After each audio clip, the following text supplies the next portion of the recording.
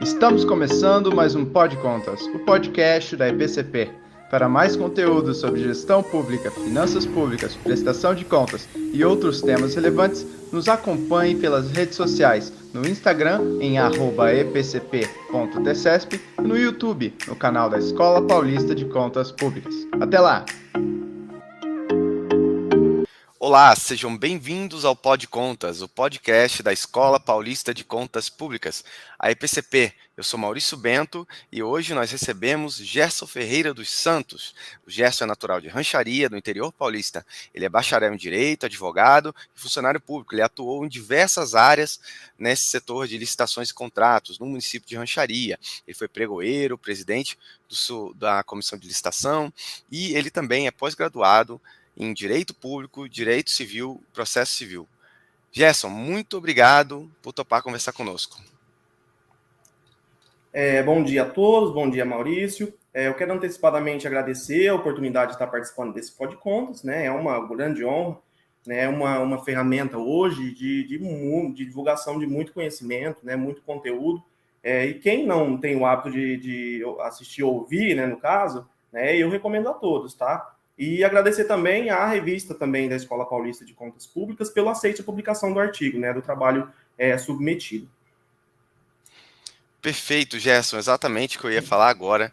Você escreveu um artigo para a nossa revista Cadernos, muito bom artigo, vai ser publicado agora.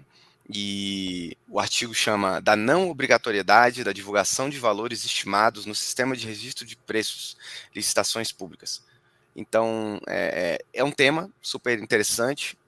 Acho que muita gente que atua nessa área de licitações públicas tem interesse em aprender e saber um pouco também com essa tua experiência prática, né? Tanto acadêmica quanto prática nessa área. Então, eu queria começar já entrando num aspecto, numa pergunta relacionada ao artigo, que que a nova lei de licitações, né? Recente também de 2021, ela define que o orçamento estimado na contratação ele pode ter um caráter sigiloso, né? Claro que a gente sempre sabe que, em regra, na administração pública tem a regra da publicidade, da transparência, mas esse aqui ela traz essa exceção, ou seja, essa questão do orçamento pode ser sigiloso. Então, na sua opinião, que avanços a nova lei de licitações, a lei 14.133, ela trouxe em relação à lei anterior, a 8.666, e também em relação à lei do pregão, a lei 10.520, sobre essa previsão legal, ante uma certa imprecisão que existia anteriormente nas leis antigas, né? Você aborda essa imprecisão no seu artigo. Primeiramente, podemos afirmar que, de fato, trata-se de uma inovação legal, né? Analisando-se ali pelo tecnicismo legal, a gente não havia uma previsão expressa com relação a isso, né? É claro, né, Maurício, que não é um tema atual, né? Isso tem que ser apontado, né? Em sede jurisprudencial dos tribunais de contas, é um assunto há anos debatido. O próprio Tribunal de Contas da União, a gente vindo para o âmbito federal, né? Por exemplo, já tem decisões com relação a esse tema desde 2011, 2012. Então, não é um tema atual, né? Só que, não obstante, aos entendimentos jurisprudenciais, a maior novidade acerca desse tema surgiu em 2019, com o decreto do pregão eletrônico, 10.024, né? Só que diversos entes públicos, municípios, estados, eles tinham um pouco de receio de aplicar o decreto federal, justamente porque na ementa do decreto federal falava que a aplicação seria no âmbito federal. Então, alguns estados, né, alguns municípios criaram a sua regulamentação própria, né, para o pregão eletrônico e trouxe essa previsibilidade da não disponibilização dos valores orçados, como previa o decreto federal, né? Como prevê, já que o decreto federal não foi revogado, né? É justamente por isso que eu digo que é uma inovação quanto à técnica legal e de âmbito geral, porque a gente só fala em lei propriamente dita, trazendo essa previsibilidade com a nova lei de licitações. Então, até a publicação da nova lei de licitações, a gente não via de forma expressa essa possibilidade da não divulgação. Tínhamos, como reitero, né, repito, tínhamos essa previsão no decreto federal do pregão eletrônico, mas na lei propriamente dita a gente não tinha. Então, digamos que é sim, de fato, uma inovação, assim como diversos outros pontos que a gente vê hoje né, na nova lei de licitações, aquele rol muito grande, né, de comissões, de agentes públicos, a não segregação, o princípio da segregação de funções, que agora é expresso na legislação. Então, hoje a gente vê um rol muito grande de inovações que foram trazidas pela nova lei, né? E dentre essas inovações veio essa questão da não divulgação dos valores estimados, né? Da não obrigatoriedade da divulgação dos valores estimados no edital convocatório. Então, digamos que sim, é uma inovação, é um dos pontos que a nova lei veio trazer como enfoque, né? Uma nova normativa, um novo texto, né? Justamente porque a Lei 10.520 e a Lei 866 não tinha previsão nenhuma com relação a isso, né? Tinha lá quais seriam os princípios básicos, quais seriam os requisitos mínimos que deveria constar no edital, mas nada tratava com relação específica à necessidade ou não de disponibilização dos valores estimados. Justamente por isso, a gente vê aí uma série de posicionamentos, né, falando que é sim obrigatório, outros posicionamentos falando que não é obrigatório, que eu acho que a gente vai começar a conversar um pouco mais sobre isso no próximo tópico, né? Com certeza, com certeza. Falando em posicionamento, né? Porque justamente se há algum tipo de imprecisão legal, muitas vezes isso acaba sendo decidido pela jurisprudência, né? E nesse âmbito administrativo de licitações, a jurisprudência dos tribunais de contas são centrais, né? Essas decisões aí pelo Brasil.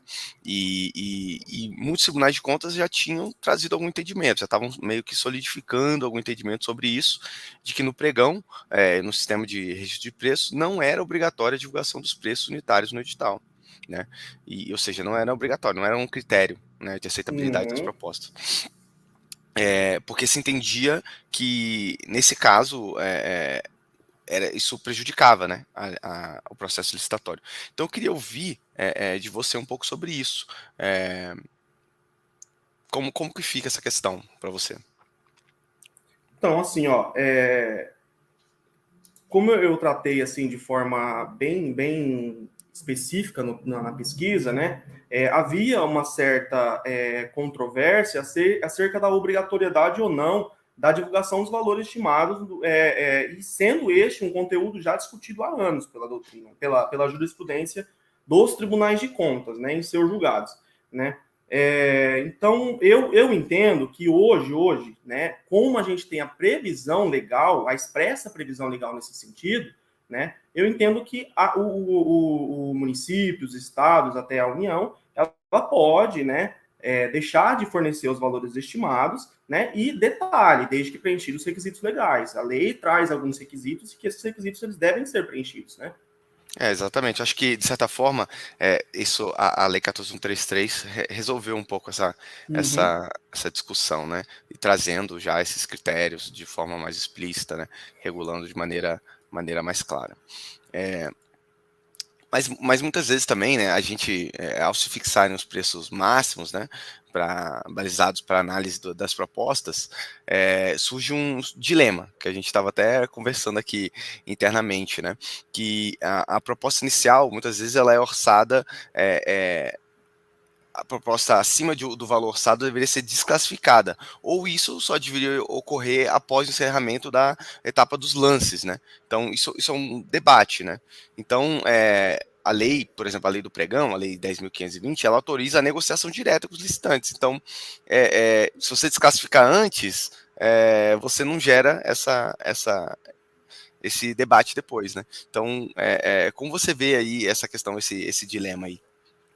Maurício, esse é um dos problemas que eu ainda vejo que vai ter muita discussão no âmbito dos julgados do Tribunal de Contas, né? O questionamento é bem simples, vamos dizer assim, né? Uma vez fixados valores máximos ou critérios de aceitabilidade, seria um caso de os valores que as propostas iniciais serem automaticamente desclassificados por estarem acima daquele valor orçado, ou haveria necessidade de abrir margem à negociação, né? O questionamento ele não é simples, em especial quando a gente considera o texto da Lei 10.520, como você já preconizou aí de forma breve, que autoriza a expressa negociação direta com o licitante. Logo, eventual desclassificação liminar, vamos assim dizer, sem oportunizar os interessados, eventual redução dos valores orçados previamente, né, poderia haver uma afronta ao dispositivo legal da própria Lei 10.520, né?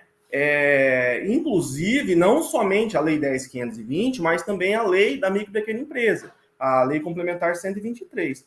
Por que eu entendo isso? Porque a lei complementar, ela traz uma série de benefícios à micro e pequena empresa e ao microempreendedor individual, inclusive quando se fala na contratação, né, lá na assinatura do contrato. Tem o prazo para regularização fiscal, tem uma série de coisas que a gente não via até então na Lei 10.520, né, que é a lei do pregão, né? E esse intuito negocial que a gente via na Lei 8.666 e também da Lei 10.520, ela foi trazida, foi mantida na nova Lei de Licitações.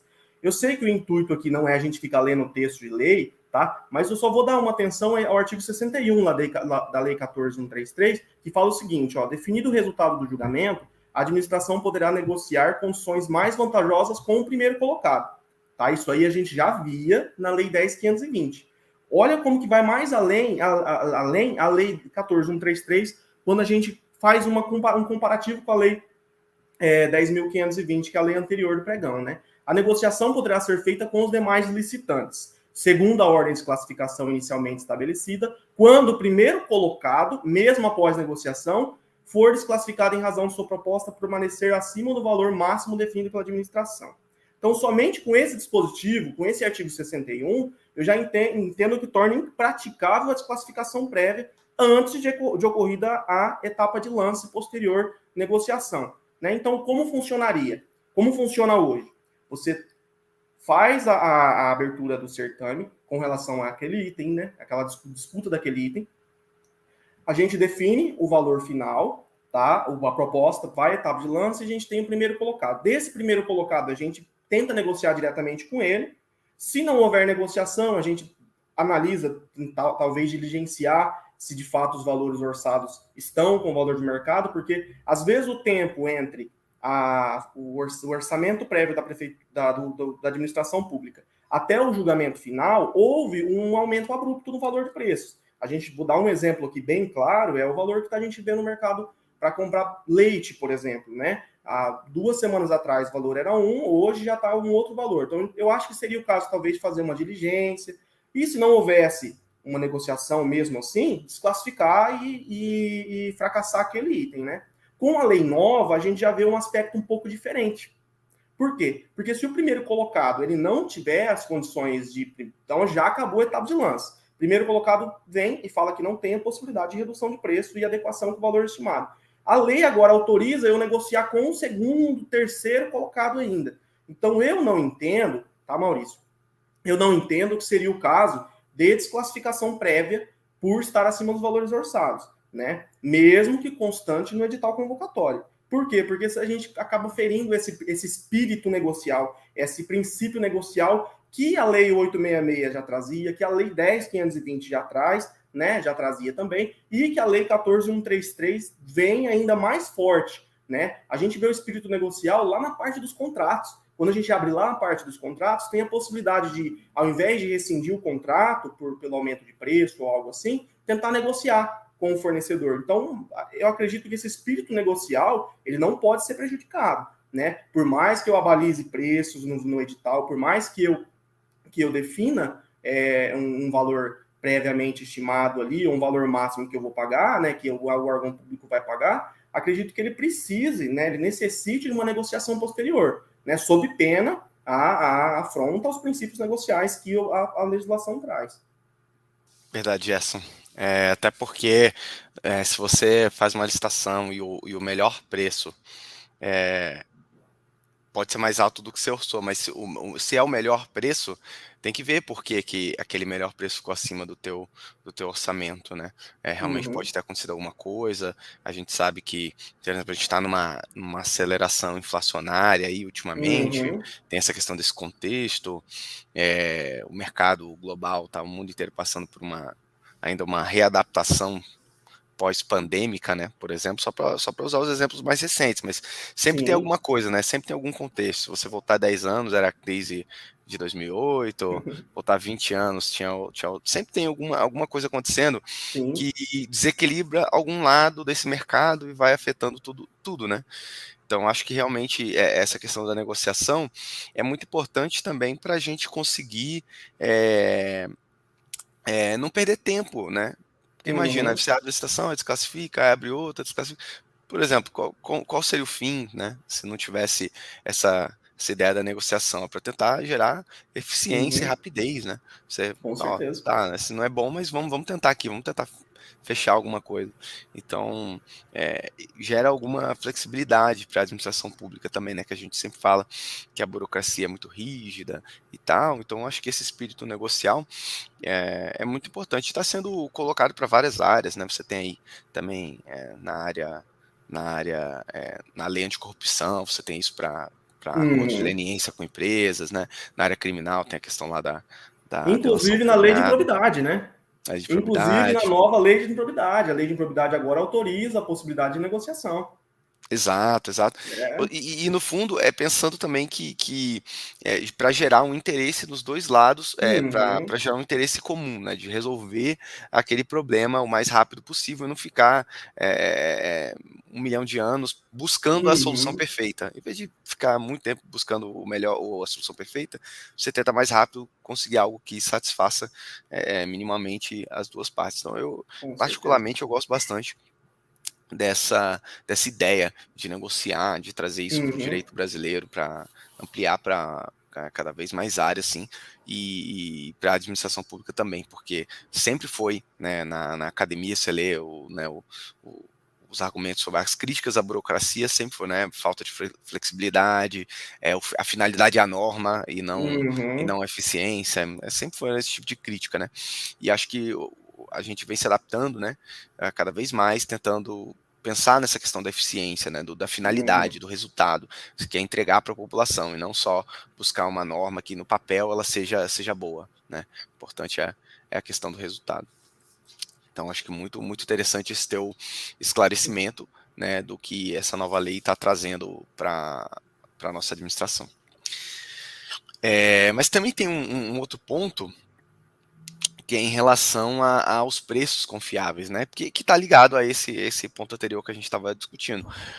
E realmente é difícil, acho que até na nossa vida privada, né? Às vezes vai querer comprar alguma coisa, por qual é o valor justo? Acho que imóvel mesmo, né? Imóvel, você vai comprar um imóvel, qual é o valor justo daquele imóvel? Né? E as coisas mudam, né? Às vezes na tua cidade os bairros mudam. Se um bairro vai ficando mais violento, por exemplo, ele vai perdendo, né, valor. Se outro bairro vai tendo cada vez mais, né, bens e serviços ali à disposição, né? Hoje em dia, por exemplo, eu moro aqui na capital, né, de São Paulo, no estado de São Paulo, e a capital ela tem inaugurado muitas estações de metrô ultimamente. E tem muita gente que quer morar perto do metrô porque não quer ter carro, não quer pegar trânsito. Então, abrir uma estação de metrô, logo depois constrói um prédio, uma torre gigante, assim, do lado do metrô, sabe?